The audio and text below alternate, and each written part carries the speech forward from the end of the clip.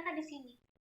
Oh, kuncinya ternyata dia mulai berbeloknya di sini. Nah, titik itu yang kita jadikan sebagai acuan bagaimana meluruskan kembali konsep si anak tentang kenapa perbuatan dia ini salah.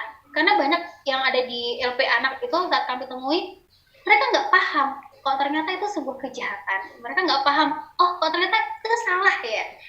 Yang mereka kira mereka lihat di video atau beberapa hal, itu berarti boleh dilakukan, ternyata itu nggak boleh dilakukan, baik secara norma ataupun non-norma.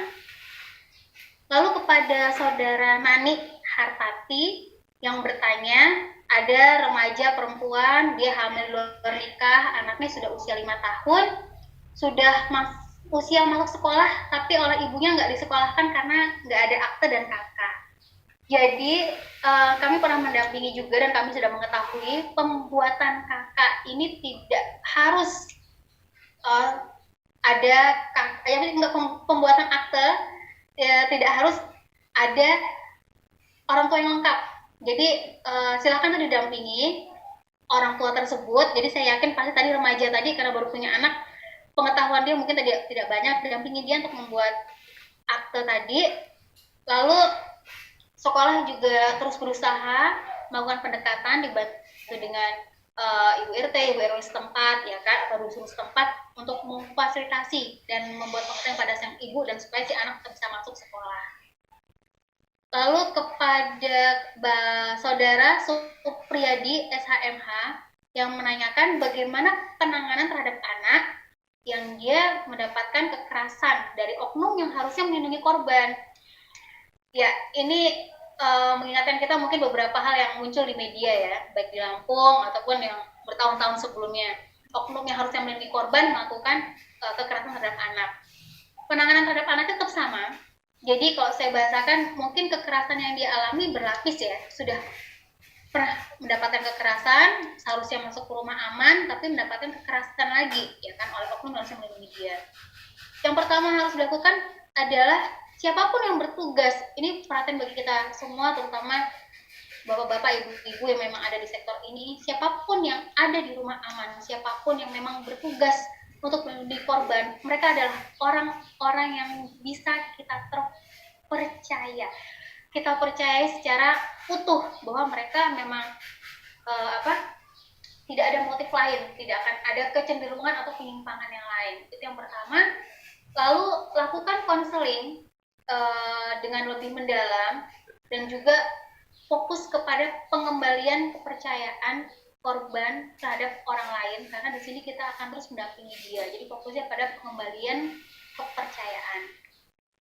Lalu dari saudara Erna Rohana, bagaimana cara mengedukasi masyarakat untuk peduli untuk menjaga anak dari kekerasan, kasus kekerasan.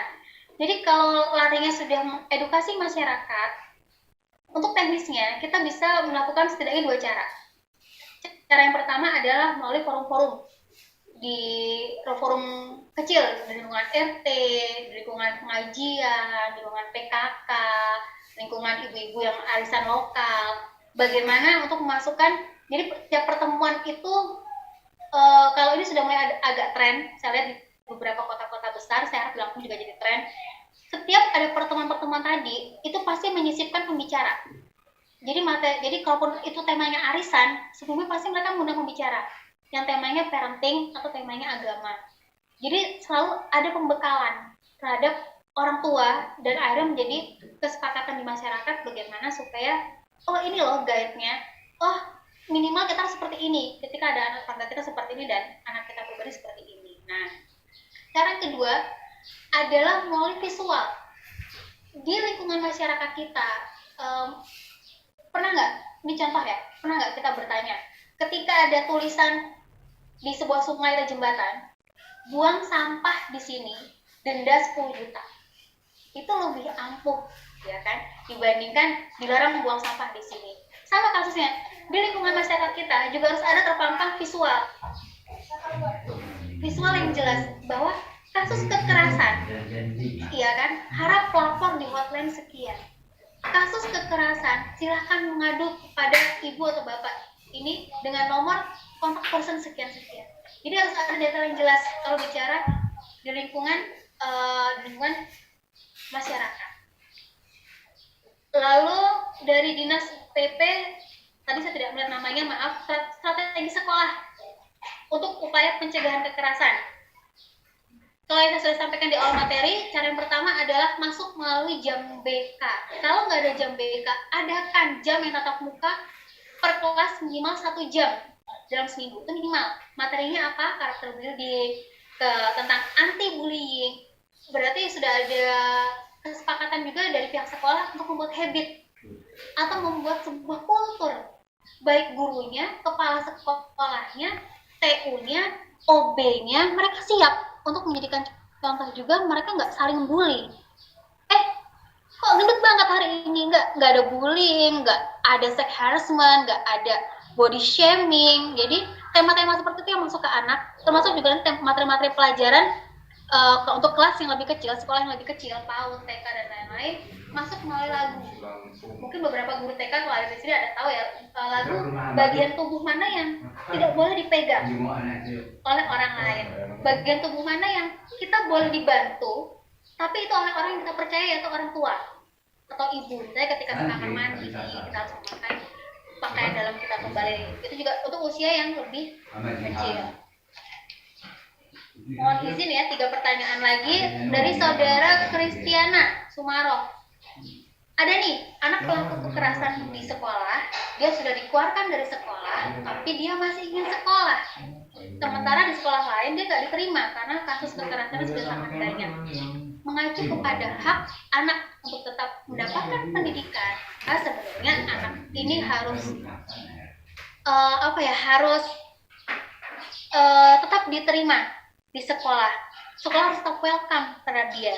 Dengan catatan, ini juga sudah mulai terbiasa di beberapa sekolah, anak ini harus mengikuti konseling dan treatment dari psikolog yang sudah dirujuk oleh sekolah.